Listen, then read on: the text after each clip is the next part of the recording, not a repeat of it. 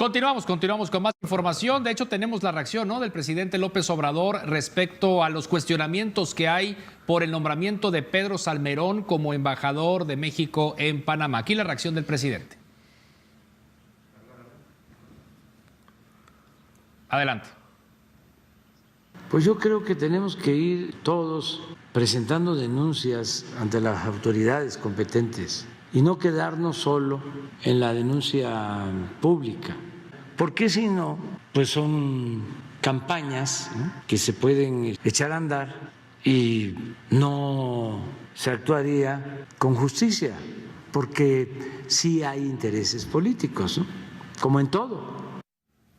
Bien, pues ahí está, ¿no?, los mencionados y algunos otros, ahora que se dieron estos anuncios respecto a la representación de México en otros países, ya quieren correr algunos exgobernadores del PRI, y está el asunto polémico, el de Pedro Salmerón, ¿no? A ver, Gregorio, esto es indignante. Históricamente el presidente López Obrador como candidato deploraba que el PRI y el PAN utilizaran las embajadas y los consulados para premios, para castigos, para exiliar políticos, para premiar amigos, periodistas, intelectuales, etcétera.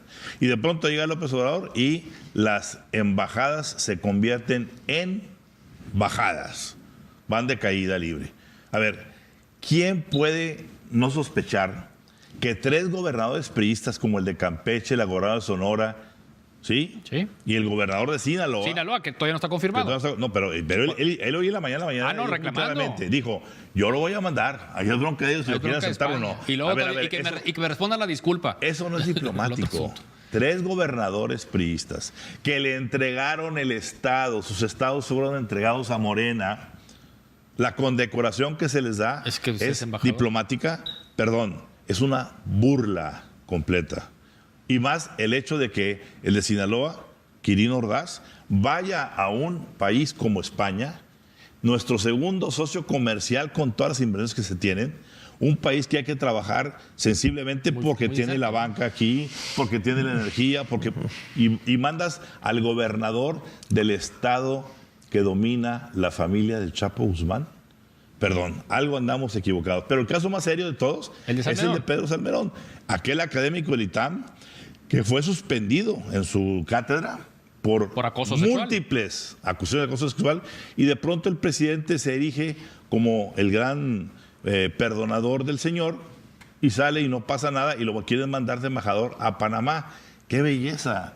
Tendremos a lo mejor a Salmerón en los Panama Papers. Cuidado, no podemos hacer de la Cancillería un reducto para premiar o para castigar. Y en su tiempo, recordemos, el presidente López Portillo envió a Díaz Ordaz a España, a Luis Echeverría a las Islas Fiji, al otro lado del mundo. Quería quitarse la sombra a esos personajes. Lázaro Cárdenas, aunque no fue embajada, sacó a Estados Unidos a Plutarco Elías Calles en el Maximato. Vamos a revivir a la Cancillería mexicana como un instrumento político y no diplomático. Lo de España me indica que sí. Claro, y está peligroso, ¿no? Como tú lo mencionas, también lo que estamos comunicando, transmitiendo como mensaje, como relevancia. O sea, ¿qué tanto nos importan esos países, no? Claro, porque estás diciendo al país, imagínate que estás diciendo España, a mí me tienes sin cuidado que te guste o no el embajador. Perdón, en la diplomacia, tú lo sabes, doctor, hay una cosa que se llama beneplácito. México recibe embajadores diciendo, tienes beneplácito, se le da un palomazo. Ha habido en la historia casos que se han rechazado por diferentes razones. Claro. En esta ocasión, vamos a ver qué pasa en España. Salvador. Yo lo que creo es que de fondo de esto, que por supuesto es algo de muy mal gusto, sí, particularmente el caso de Salmerón, hay una mala lectura del presidente y lo vamos a ver en las gráficas que vamos a ver. ¿Sí? Él piensa que estamos en jauja, que él está en jauja, que Morena de manera muy clara va a vencer el 24, y creo que esa mala lectura, la idea de que tiene una fortaleza excepcional, lo sigue metiendo en la dinámica de cometer cada vez más errores y cada vez más barbaridades, ¿sí? Y entonces, bueno, pues ni modo. Ellos en su ignorancia piensan que están en una condición de fuerza que ya no es.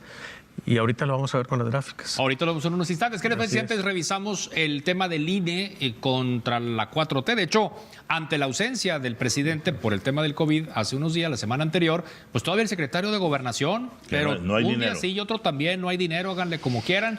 Ya validaron las firmas, es decir, entonces sí procede la consulta, la primera consulta para el tema de revocación de mandato para el mes de abril, y pues sigue esta pugna, ¿no? Esta situación, este conflicto, este divorcio entre la 4T y el Instituto Nacional Electoral. Así es. Yo creo que el gran escollo que tiene López Obrador es justamente el INE. Y por eso está pues brincándose todas las cosas sensatas, en este caso sí, quitarle el presupuesto y luego exigirle que haga, y aparte de eso, darle esa grosería de recomendaciones. Es como en aquella película antigua, así, donde a Tintán le pedía a un niño dinero, sí, y le empieza a decir cosas que cómo le hiciera. Dijo, oye, le estoy pidiendo dinero, no consejos. Sí, aquí pasa lo mismo, sí. En lugar de darle el dinero que necesita, le está diciendo cómo haga, y lo que le sugiere es una barbaridad.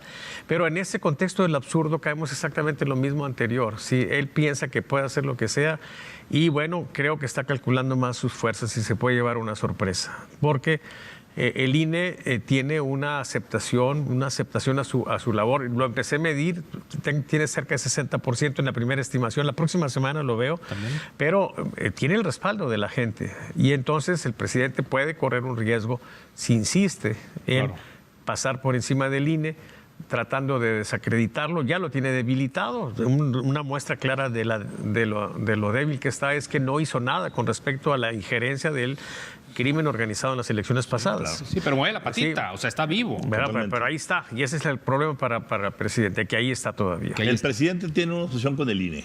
No le gusta que esté ahí porque es un instituto que eventualmente va a frenar cosas de manoseo político y puede detectar y es un árbitro imparcial. Él no quiere árbitros imparciales. Es parte del elenco de quitar la Comisión de Energía y la de reguladora de todas esas comisiones, la competencia y demás. El INE es un instrumento más. Hay una hoguera completa para incendiar al INE, y esa hoguera pasa por hecho, es decir, restríngele la comida y a ver si se nos muere. Encuestas y monitoreos del doctor Salvador Borrego. Adelante. Muy bien. Salvador. Pues resulta que la muchacha tiene una nueva ilusión. La muchacha. Sí. ¿Quién es la muchacha? Recordamos. La muchacha es la opinión mayoritaria del pueblo de México. Miren, nosotros tenemos una pregunta interesante, que es la intención de voto en respuesta espontánea. El presidente está ahí, pero claro, él constitucionalmente no puede. Y lo que tenemos como novedad es que Luis Donaldo Colosio ya entra en empate técnico tanto con Marcelo Ebrard como con Claudia Sheinbaum. Si vemos la siguiente, vemos ahí abajito me llama la atención que Carlos Slim y Luis aparece abajo de Ricardo Monreal. Bueno, si Carlos Slim en la elección pasada hubo un momento en que era el único que le podría hacer contrapeso a... Bueno, hay que observar ese punto. Sí, por supuesto, meses, ¿no? Sí.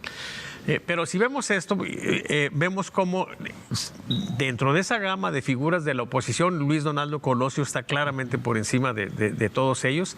Si vemos la siguiente... O sea, como coalición, o sea, este es como, digamos, en el caso de que estuvieran todos juntos, PRI, PAN, PRD, incluyendo a Movimiento de oposición, Ciudadano, ¿quién sería el de oposición que realmente pudiera sacar la bola del cuadro? Luis Donaldo Colosio, al día de hoy. En la opinión de la gente, sí. Si vemos la siguiente, vemos cómo a la hora de comparar a Luis Donaldo Colosio con Marcelo Ebrard se hace un empate técnico. La semana pasada no había empate técnico, quiere decir que esta semana fue muy importante para Colosio porque recupera el empate técnico. Si vemos la siguiente, y en esta ocasión pusimos a Enrique de la Madrid. Y muy importante, son los únicos dos jugadores, no hay más. Así es, pero si lo comparamos con Claudio Sheinbaum, también se da el empate técnico en valores mucho más cercanos.